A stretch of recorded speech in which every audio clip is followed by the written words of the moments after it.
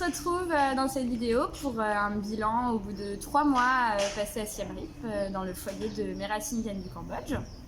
Du coup, on a choisi de faire un nouveau format. On espère que ça va vous plaire. Du coup, on a choisi de se poser des questions mutuellement. Moi, je ne sais pas ce que Laurane m'a préparé et Laurane ne sait pas ce que j'ai préparé. Donc, surprise! Elle est drôle, hein. Question pour Lily. Si tu devais choisir un ou deux de tes meilleurs moments à MRVC avec les ados au centre, ou tu peux en choisir un à Siem Reap, lesquels tu choisirais? Peut-être un peu contradictoire, mais notre premier départ, quand on est parti la première fois pour retrouver Mathieu et Toto, je sais pas, on a senti une sorte de... Enfin, comme on savait que c'était la fin, on s'est tous vachement rapprochés et on était tous un peu, je sais pas, stressés du départ, un peu... Même si on savait qu'on allait revenir au bout de 3 semaines, c'était comme si c'était des adieux de fin.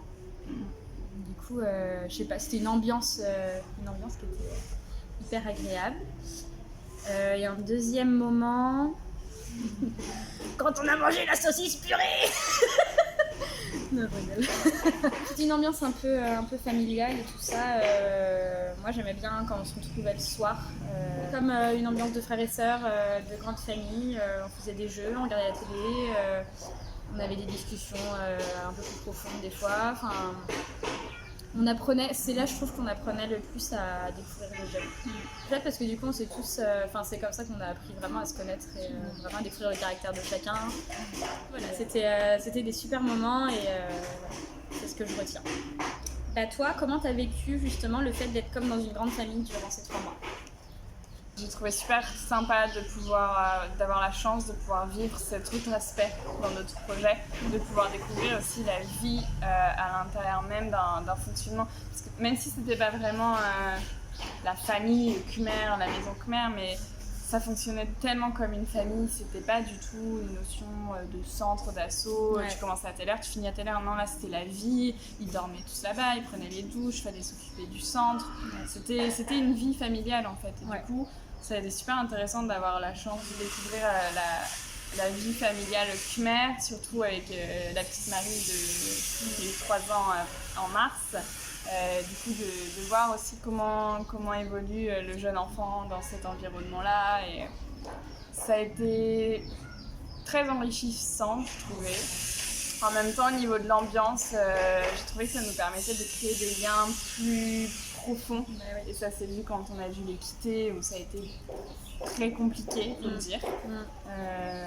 Autant pour nous, mais je pense aussi pour eux, parce qu'il y a eu des petites larmes de versées de part et d'autre, même s'il y a un peu plus du côté baringue. Mais on a créé des liens qui étaient vraiment différents. C'était, comme tu disais, c'est une ambiance de fraternité en fait. On était vraiment les sisters, comme ils nous appelaient. Et il y avait Môme aussi. Notre maman. Notre maman Khmer, qui était juste adorable et qui a été aux petits soins encore plus pour nous. Une sauterelle qui vole. Qui a été aux petits soins pour nous. Un peu trop des fois. Un peu trop des fois. C'est ce que j'allais venir, c'est que il y avait aussi cette ambiance-là où le côté familial, pour moi du moins, des fois ça a été un peu lourd à gérer, être 3 mois non-stop avec eux, avec Môme qui était souvent sur notre dos, pas du tout avec toute la bienveillance du monde, mais voilà, dès qu'on laisse s'échapper un bâillement, on est fatigué, il faut qu'on aille dormir. On se grattait la joue, on avait une allergie. Voilà. Si on avait le malheur d'avoir un peu chaud alors qu'il faisait 40 degrés, c'est qu'on était malade. Si on mangeait pas, ça allait pas. Elle avait peur aussi, elle avait très peur pour nous. Elle répétait souvent oui, mais quand vous allez appeler vos parents, ils vont dire que je prends pas soin de vous. C'était sa grande crainte. Ce côté, ces petites princesses, comme on nous plaçait à un piédestal, vraiment les petites baringues qui doivent pas utiliser le couteau parce qu'elles vont se couper un doigt, qui peuvent pas faire la vaisselle parce qu'elles vont se casser un ongle, qui peuvent pas marcher pieds nus parce que ça va abîmer leur paume de pied. C'était des fois, c'était rigolo par moments parce qu'on le prenait avec humour, tout ça. Faut pas le prendre pour nous, faut pas le prendre méchamment. Mais ça pouvait des fois être pesant, comme quand tu as pris ton indépendance et que tu retournes chez tes parents un peu trop longtemps. Ouais. Bisous papa, maman. Au bout d'un moment, t'en peux plus, quoi. Bah, t'es content de rentrer chez toi un moment et de retrouver ta petite vie, ton petit truc et qui est pas toujours quelqu'un sur ton dos en fait. Mais ouais, au-delà de ça, vraiment, ce que j'en retiens le plus, c'est le côté familial, le côté frère et sœur, les relations que ça nous a permis de créer et la découverte vraiment plus intense qu'on a eue de la vie de mère. Ouais. Et c'était vraiment génial. Des superbes personnes, des superbes rencontres et toujours ouvertes pour nous montrer leur culture, pour échanger. Ouais. Non, c'était vraiment 3 mois intenses. Ouais. Et en même temps, on a appris beaucoup. Voilà. Merci. Alors, une chose qui t'a le plus marqué, surprise ou étonnée à MRVC. Ah, la même question. C'est pas grave. La première, première, c'est justement le fait d'avoir été mise sur un piédestal, comme on expliquait tout à l'heure, en tant que Française. Je dirais quoi? C'était de la surprise et en même temps, on nous avait prévenu. Donc surprise, oui, mais je m'attendais pas à autant. Ensuite, étonnée, c'est quelque chose que j'avais pas vu quand on était à Phnom Penh, c'est la communication.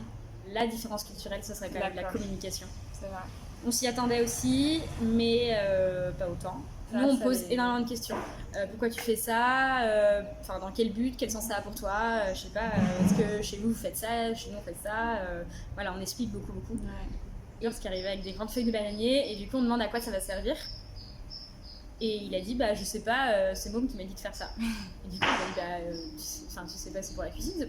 Il savait pas. Autre exemple, si Ranine qui part à 15h se faire couper les cheveux, à 21h, toujours pas de nouvelles. Du coup, on se dit, Ranine, il veut pas descendre, il est où? Il est chez le coiffeur. Alors on dit, non, il veut pas dire, c'était 15h, il était à 15h, donc... voilà, à moins qu'il fasse une coupe hyper élaborée, ce qui serait hyper étonnant. Bon, bref. En tout cas, on savait pas où était Ranine, du coup, on dit on va envoyer un message sur Messenger pour savoir quand est-ce que Ranine rentre, où il est, si tout va bien. Et ils étaient super étonnés qu'on ait envoyé un message pour savoir pourquoi. Voilà, des petites choses où on se dit, à long terme, c'est fatigant en fait de toujours devoir deviner. Ouais. De toujours devoir deviner ce que les autres pensent, d'interpréter en fait. Moi, j'apprends à pas interpréter les paroles, justement à poser des questions pour ne pas interpréter, pour pas qu'il y ait de propos. Et là, mais laisse tomber. On n'a pas de réponse. Ça chamboule tout, il y a pas de réponse. On n'a pas de réponse et c'est comme ça et c'est pas autrement. Ça fonctionne pas de la même manière à ce niveau-là et je pense que c'est une des différences qui est la plus difficile à accepter. Ouais, carrément. Oui, parce que au final, il y a des milliards de différences. Tu sors dans la rue, c'est différent. Mais tu dis, c'est pas compliqué à vivre parce que tu sais que c'est toi qui arrives dans le pays, donc voilà, tu t'adaptes. C'est la différence, je trouve, qui pouvait des fois nous atteindre, il fallait réussir à toujours, c'est pour ça aussi qu'on a cette force d'être deux, de pouvoir échanger et puis on se complète vachement bien souvent quand il y en a une qui va être énervée, l'autre va la canaliser et inversement. Ouais. Et du coup, c'est arrivé des fois qu'il y en a une qui se sente vexée ou attaquée par les propos et on le dit pas, on le montre pas, mais après on s'en parle entre nous deux.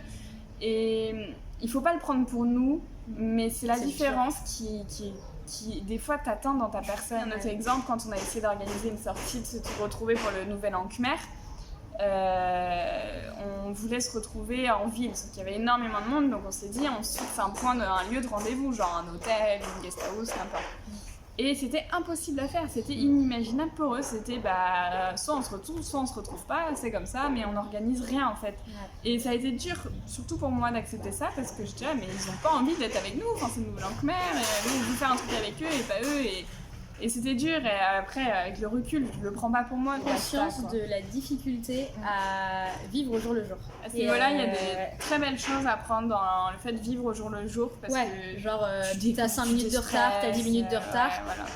c'est pas grave, il y a pire. Voilà. Et ça fait du bien. Ouais. Ou même sur les événements qui t'arrivent, des trucs genre tu peux pas avoir ça maintenant, ton bus il a du retard ou autre. Direct, ça va te mettre en stress. Et avec eux, non, t'apprends à relativiser sur le fait et ça fait du bien. Mais il y a, voilà, notre exemple qui était rigolo, c'était Pearl qui avait été voir un film. Et il nous dit qu'il va au cinéma avec les autres jeunes du centre. Et puis on lui dit pour voir quel film. Il nous dit je sais pas, c'est pas moi qui ai pris les places. Mais il est où le cinéma? Je sais pas, c'est pas moi qui ai pris les places. C'est pas pour ça qu'il y a une meilleure façon de faire qu'une autre. Dans laquelle on est né, vraiment, mais à l'opposé presque. Vraiment. Donc du coup voilà, ça nous ouvre l'esprit, mais c'est compliqué à gérer. On accepte, on respecte, mais par contre on prend pas tout. On parlait de ça aussi à un moment que jusqu'où on doit s'approprier une culture, d'être dans un pays, mais sans se renier en fait, sans renier ce qui a du sens pour toi, ce qui est important pour toi et ce qui s'imprègne forcément de ta culture en fait. Mais en même temps, à contrario, sans montrer que ta culture est la plus forte, sans en faire une apologie, alors que pas du tout. Et cette balance, elle est dure à trouver quand tu t'immerges vraiment comme ça dans un nouveau pays et que tu as à cœur d'aller découvrir la culture, de la respecter, mais tout en te retrouvant, sans te perdre là-dedans. Vraiment des gens qui ont le cœur sur la main et qui vont aller te donner ce qu'ils n'ont même pas à te donner en fait. Et c'est un peu cliché, mais c'est vrai. C'est vraiment la phrase cucu qu'on sort dès qu'on va découvrir un pays qui est peut-être plus pauvre, et c'est le truc qu'on dit, ils te donnent ce qu'ils n'ont pas à donner, mais c'est tellement vrai, c'est tellement une belle leçon, une sacrée claque qu'on a pris. Que... ça pourrait rejoindre, mais ce qui nous a marqué, c'est le sourire. En fait, mais positivement et négativement, en fait, je dirais, parce que ils ont tout le temps le sourire, et du coup, des fois c'est compliqué. Alors, c'est positif dans le sens où ça met la joie de vivre, c'est un sourire qui est contagieux aussi, le côté où le rire gêné, entre guillemets, où des fois ils sont mal à l'aise, où il y a quelque chose qui s'est passé qu'ils veulent pas dire, des fois ils vont rigoler, du coup tu sais pas trop, tu dis mais pourquoi tu rigoles, parce que c'est bizarre, c'est quelque chose qui est étrange. Ils gardent la face. Voilà, ça aussi c'est pas un élément. Ça rejoint la communication au final, c'est d'autant plus dur de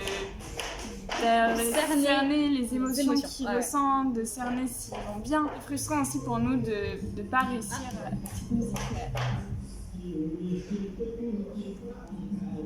C'était frustrant aussi pour nous de pas pouvoir créer cette relation-là aussi, et quand ça va pas, de confidence, d'être là et de les aider. Il y a un autre truc qui m'avait aussi un peu, c'est en lien avec les émotions et la com, on est toujours dans le même thème, mais c'est quand on disait au revoir. Alors on a eu deux moments où on a dit au revoir, parce qu'on les a quittés 3 semaines pour retrouver nos chéris en vacances, et un pour le départ définitif vers Clan-Bleu.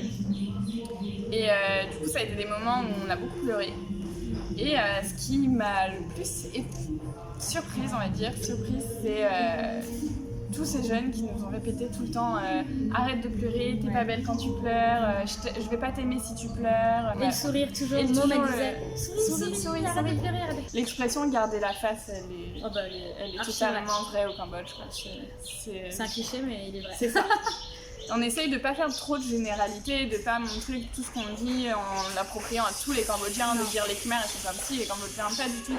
Mais il y a des choses quand même, on est là depuis novembre, et peu importe les assos, peu importe les Cambodgiens qu'on a rencontrés de tel milieu de vie ou pas, il y a des choses qui reviennent, et le garder la face, c'était sur tout le monde. Voilà. Comment te sens-tu au bout de maintenant 6 mois de voyage? Plus grosse qu'au début. Ça fait depuis depuis le lycée que ça me trotte dans la tête, ce voyage, et puis je sais pas, du coup je me sens accomplie. C'est quelque chose j'avais besoin de ce voyage en fait pour me connaître mieux, pour savoir ce que mes parents ont vécu aussi, parce que ça me faisait très plaisir de partager ce qu'ils avaient partagé, même si on ne le partage pas ensemble, mais on s'appelle en vidéo. Du coup, voilà, c'est chouette, je trouve, de partager ce qu'ont pu vivre mes parents. Du coup, je m'en rends mieux compte maintenant de la place qu'un tel projet peut prendre. Je me sens un peu cambodgienne. Knyam Nye Khmer Tik Tik. Ah tiens, Knyam Khmer. Je trouve que là, depuis notre arrivée à Klangleu, enfin on en parlera dans d'autres articles, mais c'est vraiment une arrivée qui est différente des arrivées dans les autres assos qu'on a fait, parce que on se sent plus épanoui, légitime de donner quelque chose aux enfants tout en recevant. Alors que depuis le début, entre Phnom Penh avec LRD, Taramana et après Siem Reap avec MRVC, j'ai l'impression que j'ai juste fait que prendre en fait. Ouais. Que prendre. Comme on a dit, je sais plus si on l'a dit dans le blog, mais que nous on est parti avec l'envie de faire un projet humanitaire, de faire un projet humanitaire, et au final, on a l'impression que c'est eux qui font un projet humanitaire avec nous parce qu'ils nous ont tellement apporté. On se sent rempli de plein de choses. Ouais. Et parfois c'était éprouvant, et puis ça fait du bien. Ça fait du bien en fait de se prendre tout ça. À notre âge aussi. Ouais, voilà, je pense que c'est la bonne période en plus pour le faire. On sort de 3 ans d'études, voilà, besoin de voir autre chose, de s'ouvrir à autre chose. Donc au niveau ouverture d'esprit, ça nous a fait du bien. Je me sens aussi plus responsable de ma consommation. Là, on n'a pas grand-chose. Et en France, on a tout, et on est très contente comme ça. Enfin, on prend notre douche au seau, et puis on a assez d'eau pour se doucher au seau. Je sais pas, plein de petites choses. On a 2 pantalons pour la semaine parce qu'il fait tellement chaud qu'on a que 2 pantalons pas chauds, donc voilà. Enfin, c'est plein de petites choses. On se dit, de voir la pollution. De voir la pollution aussi, ça met une sacrée claque. Donc voilà. D'être plus responsable en fait. Ouais. Je pense qu'on a toutes les deux appris à consommer en tout cas mieux, moins. Et à prendre conscience.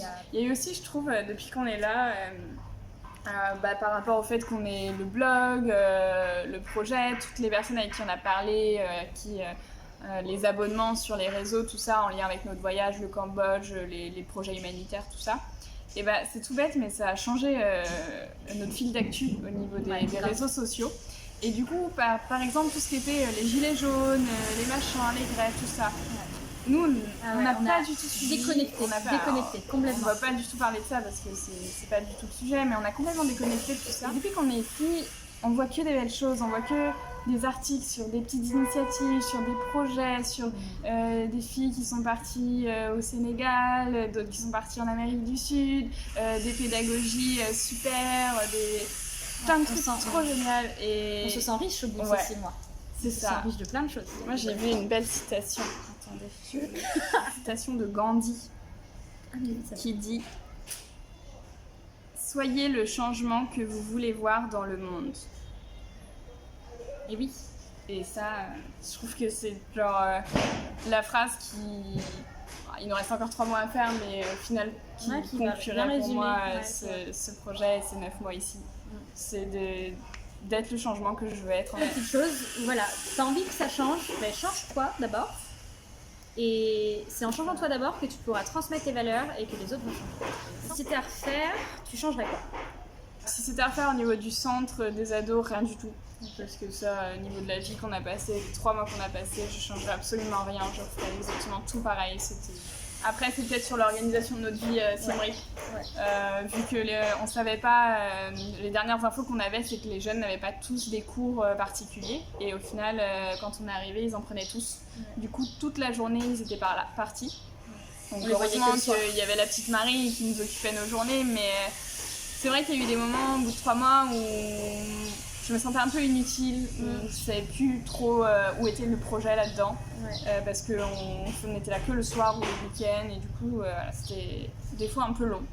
Donc si c'était à refaire, peut-être réorganiser mieux la journée. Oser rentrer dans une école primaire. On n'a pas osé le faire. Ça, c'est un des grands regrets, je pense, qu'on va avoir pendant ces 3 mois, c'est de ne pas avoir osé, de ne pas avoir été plus entreprenante. C'est ça. Alors raconte-nous une petite anecdote drôle sur ces 3 mois à MRVC. C'était drôle, mais pas drôle sur le moment. Surtout pour moi. Surtout pour Laurent. En fait, on allait faire la vaisselle tous les soirs derrière le foyer. Et il faisait nuit.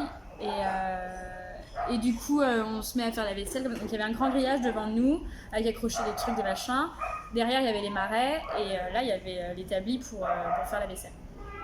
Et du coup, on commence à poser les affaires pour faire la vaisselle.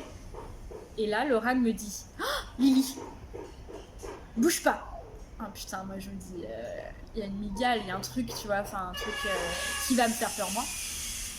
Et je dis quoi et tout, je commence à me dire, il y a un serpent. Et en fait, il y avait un serpent, mais genre à, je sais pas, je dirais 30 cm de notre visage, vert fluo, qui était relevé comme ça, qui attendait. Et, prêt à l'attaque. Et du coup, bah, on est vite parti et voilà.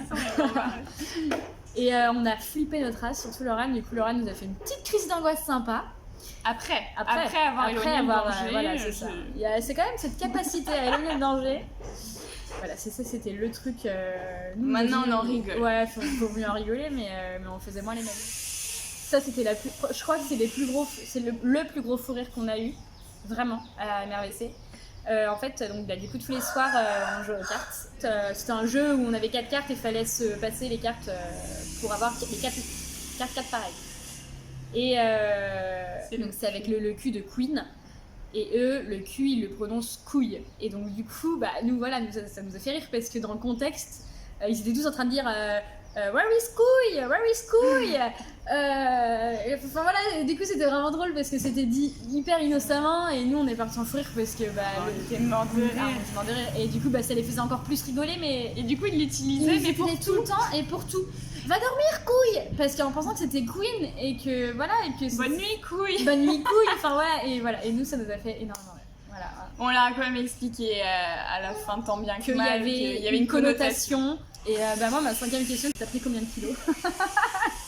Le mythe de venir au Cambodge et pour perdre du poids, vous pouvez l'oublier. Il y a que mon papa qui a réussi à perdre du poids au Cambodge. Papa, je sais pas comment t'as fait, mais moi j'en ai pris 4 et ça vaut pas le coup de le dire. Et c'est la fin de la vidéo. Merci d'avoir regardé. Non, j'en ai pris...